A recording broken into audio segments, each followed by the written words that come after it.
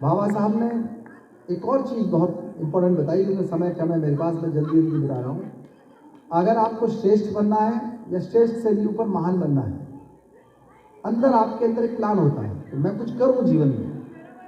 श्रेष्ठ बनना और महान बनने में, दोनों में अंतर है। श्रेष्ठ तो आप रातों रात बन सकते हैं। अगर आपने युद्ध जीत लिया तो आप श्रेष्ठ हो गए रातों रात।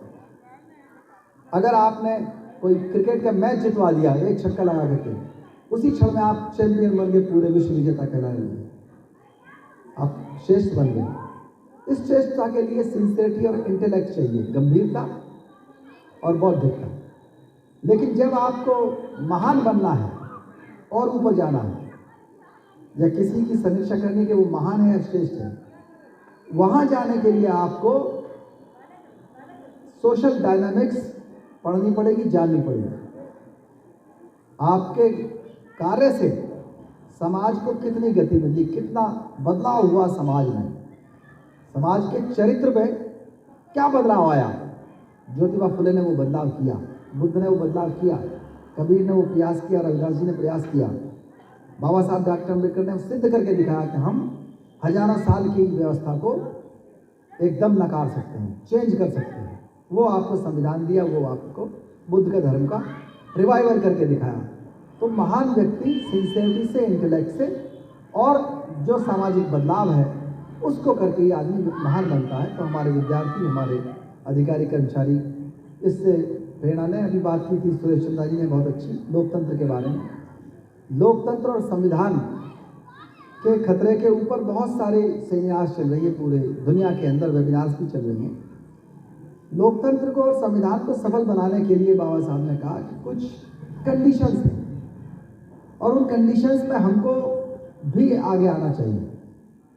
आप हो सकता है कि लूजर है या गेनर है पुरानी पुरातन वर्ण व्यवस्था के, लेकिन आपको ये प्रयास करना होगा डेमोक्रेसी को सफल बनाने के लिए कि आप असमानताओं को खत्म करें। जो असमानताएं हो, चाहे लिंग भेद की हो, चाहे व्यक्ति की असमानताएं हो, चाहे गुरु शिष्य की हो, किसी की भी असमानताएं, वो असमानताएं हर स्तर पे खत्म होनी चाहिए। वो लोकतंत्र के लिए बहुत बड़ा खतरा है। जाति या लिंग भेद, हमको जाति के खिलाफ कानून की मांग करनी चाहिए। एनाइलेशन ऑफ कास्ट बाबा साहब ने बहुत पहले किताब लिखी, लेकिन उस पर एक्ट नहीं बन पाया। जो एक्ट बनाने की मांग करते वो कौन थे? जो कास्ट के मामले में लूजर थे, लेकिन वो भी बिरादरी के नाम पर क्या करने लगे?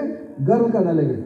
साहब बहुत अच्छी चीज़ है, तो अपना मारेगा छाव में डालेगा, उन्हें पता नहीं था वो किसका काम कर रहे हैं। वो वर्ण व्यवस्था को ही मजबूत कर रहे थे। जाति और उपजाति को मजबूत नहीं करना, हमको क्या मजबूत करना है? राष्ट्रवाद या भारतवाद। हम भारतीय हैं, ये चीज़ पहले भी और बाद में भी पुष्ट होनी चाहिए। ये नहीं कि हम और जो हमारी पहचान है किसी भी निष्ठा, वो पहचान उस निष्ठा से नहीं जोड़नी चाहिए। हमारी पहचान पहले भी और अंत तक भारतीय रहे, यही बाबा साहब का राष्ट्रवाद था। उस पर हम लोगों को चलना चाहिए। तो हमको असमानताएं हर जगह से खत्म करनी चाहिए। हम करते क्या है कि फेवरेबल डिस्क्रिमिनेशन को एंजॉय करते हैं।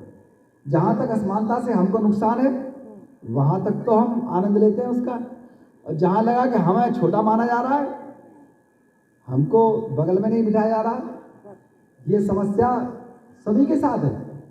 और उनके साथ भी है जो सबसे बड़े अनटचेबल है।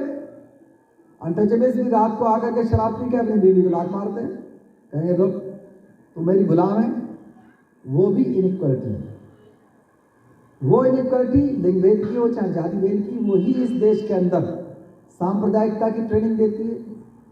वही जाति की ट्रेनिंग आपको अपराध की ट्रेनिंग देती है। वही ऑनर किलिंग के लिए जिम्मेदार है, वही मॉब लिंचिंग के लिए जिम्मेदार है, वही राष्ट्र को कमजोर करती है। उस असमानता को आप पाल रहे हैं ना, आप एंजॉय कर रहे हैं। अगर आपने एंजॉय करना बंद कर दिया होता तो आप मांग करते, लेकिन आप उस समाज के अंदर रह रहे हैं जो इस बात पे गर्व करता है। अभी इंटरव्यू दिया था, वो फूल कुंवर थी, क्या नाम थे, रूप कुंवर, सती हो गई थी। उसके भाई ने एक इंटरव्यू दिया और उसने कहा कि मुझे बड़ा गर्व है कि मेरी बहन सती हुई थी।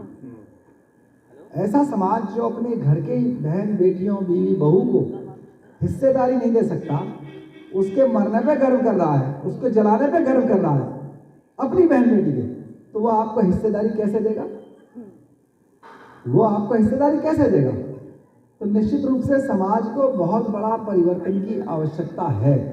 उस परिवर्तन के लिए आगे आइए, लोकतंत्र को बचाने के लिए आपको नायक पूजा बंद करनी पड़ेगी। नायक पूजा हर जगह है। आपको अपने आप को जागरूक रखना पड़ेगा। हमारा समर्थन, हमारा विरोध, हमारी ऊर्जा, हमारा संसाधन, हमारा समय कहाँ जा रहा है कि ऐसा तो नहीं हम जिस व्यवस्था से लड़ रहे हैं उसी व्यवस्था को मजबूत कर रहा हो। ये भी संभावना है कि हम हीरो वर्शिप के चक्कर में या हीरोइन वर्शिप के चक्कर में हम अपने आप को कमजोर कर रहे हैं और मजबूत हो रही है वो व्यवस्था जिस व्यवस्था ने आपको सैकड़ों हजार साल से आपको कमजोर बनाया। कानून और प्रशासन में समानता होनी चाहिए अगर डेमोक्रेसी को सफल करना है। कानून और प्रशासन में समानता नहीं आ पाई, कोई रोस्टर नहीं बन पाया, ट्रांसफर्स का, पोस्टिंग का, तो यहाँ तक ये हुआ कि पहले तो राजनीति का अपराधीकरण हुआ, फिर अधिकारियों का भी अपराधीकरण हो गया। अधिकारियों का भी, विधायक जी, पहले तो नेताओं का ही था, फिर अपराधियों का भी, जो अधिकारियों का भी अपराधीकरण होने लगा। तो ये एक बहुत बड़ी घटती है डेमोक्रेसी के ऊपर जो खतरा मंडरा रहा है। इसको बहुत गंभीरता से इसको रोकना पड़ेगा। एक कॉन्स्टिट्यूशनल मोरालिटी होनी चाहिए। हमारे यहाँ कॉन्स्टिट्यूशनल मोरालिटी की बात नहीं।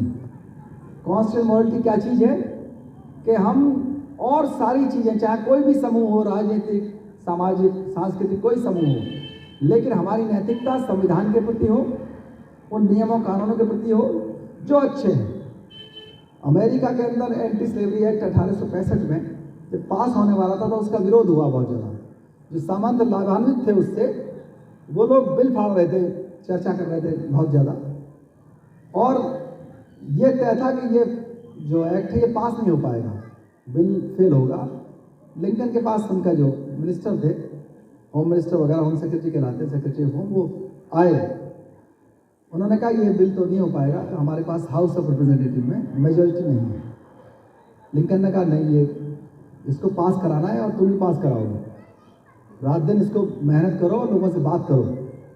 तो एक चीज़ निकल करके आई कि जो अमेरिका कर रहा है उसे पूरी दुनिया देख रही है और वो इतिहास में लिखा जाएगा, ये विचार बना लोगों का। और जब वोटिंग हुई तो उनकी कॉन्स्टिट्यूशनल मोरालिटी देखिए, पक्ष की भी विपक्ष की भी, तो उन लोगों ने बिल पास कर दिया, एक्ट बना। कितने साल पहले? 1865, 31 जनवरी को। और हमारी कॉन्स्टिट्यूशनल मोरालिटी क्या है? जो लाभार्थी हैं रिप्रेजेंटेशन के, वही आपके लाभ का और रिजर्वेशन इन प्रमोशन का बिल फाड़ देते हैं। कहाँ आप तुलना करिए ना कॉन्स्टिट्यूशनल मोरालिटी की, क्या कसम खा के आप आए इलेक्टोरेट के साथ, और कहाँ आपने क्या कार्रवाई की। बिना मोरल ऑर्डर के डेमोक्रेसी सफल नहीं हो सकती। मोरल ऑर्डर हमको बनाना पड़ेगा, इसका वेट नहीं करना। नेशनलिज्म तभी आएगा। नेशनलिज्म ये नहीं है कि बस आपने गाने गाए और आपने नारे लगा दिए और राष्ट्रवाद बढ़ गया। राष्ट्रवाद के लिए एक लोगों के अंदर फीलिंग होनी चाहिए, किट एंड किन की, कि हम एक दूसरे से जुड़े हुए हैं।